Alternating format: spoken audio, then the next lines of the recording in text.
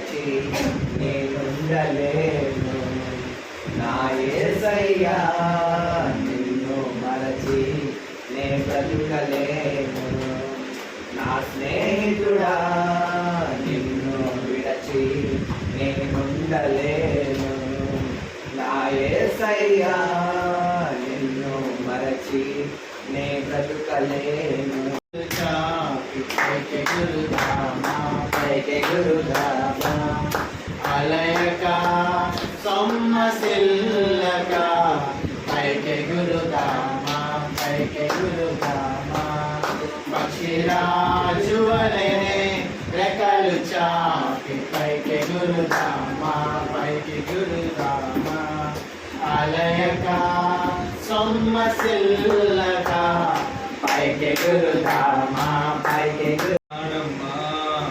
కళ్ళల్లో కన్నీళ్ళు చూస్తున్నాడమ్మా చూస్తున్నాడమ్మా యేసు చూస్తున్నాడమ్మా. గుండెల్లో వేదనను చూస్తున్నాడమ్మా. చూసిన దేవుడు దాటిపోడమ్మా. చూసిన దేవుడు దాటిపోడమ్మా. చేరదీసి దీవిస్తాడమ్మా. కన్నీరు తుడచి కొన్ని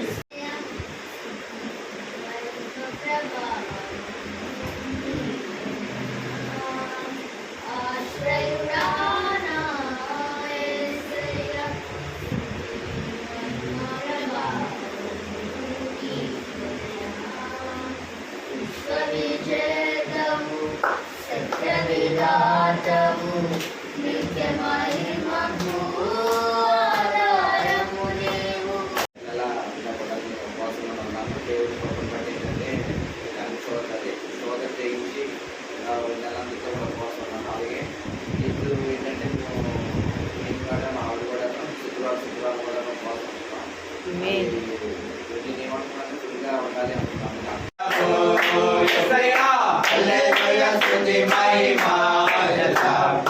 దేవునికి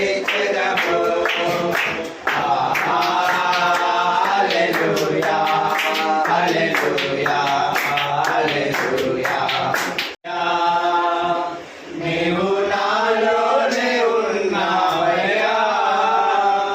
నాకు దిగులేలా నా యేసయ్యా. నాకు దిగులేలా నాకు భయమేలా నాకు చింతేలా నాకు పీడేలా. ఊరిలో నుండి నా ప్రాణాన్ని రక్షించావు. బలమైన రెక్కల కింద నాకు ఆశ్రయం ఇచ్చావు.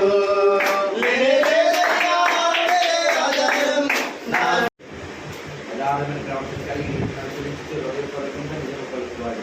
అటు వాడు నాలుగుతో పొద్దున రాగడు. తన చెలికాన్ని తీర్చి చేయడు. తన పొరుగువాన్ని నియమపడు. అతని దృష్టికి నీచుడు అసహ్యుడు. అతడు యెహోవాయందు భయభక్తులు గలవారిని సన్మానించి ఇదే మన దేవుడు కూడా దేవుని పరిశుద్ధాలయంలో మనం ఉన్నాం. ఈరోజు మనం ఎంత చక్కవాలైనప్పటికీ మనం ఎంత భయంకరమైన వాళ్ళు ఇప్పుడు అంటే మనం ఈ లోకంలో నిలబడటం మనకి మన హృదయాన్ని తెలుసు, దేవుడే తెలుసు. మనుషుల దగ్గర నటించవచ్చు, ఎవరి దగ్గర మనం నటించవచ్చు, కానీ దేవుడి దగ్గర మనం నటించము. ఎందుకంటే దేవుడు సమస్య ఎదుర్కొన్నవాడు. ఎందుకంటే మనం ఆయన ఇప్పుడు మనం ఈ విధంగా మనం అయినప్పటికీ మనం ప్రేమించి ఆయన ఏం చేశాడు, ఆయన పట్టించి తలను మనం ఇచ్చి పెట్టాడు. అంటే అంత మంచి తండ్రిని మనకి ఇచ్చాడు. ఆయన పరిశుద్ధ నీ గుడారం అతిథి కొండ తగినాడు, నీ పరిశుద్ధ పర్వతం నివసం తగినాడు. ఆయన పరిశుద్ధ పర్వతం నివసింపడానికి మనం ఏమన్నా అర్హత లేదు. కానీ దేవుడు మనం ప్రేమించాడు. దేవుడు ఆయన మనకి రక్షణ ఇచ్చాడు. ఆయన రక్షణతో మనకు కడిగి ఇది ఎందుకు ఏమాత్రం అర్హత లేకుండా ఏమాత్రం మనకి ఏమాత్రం అంటే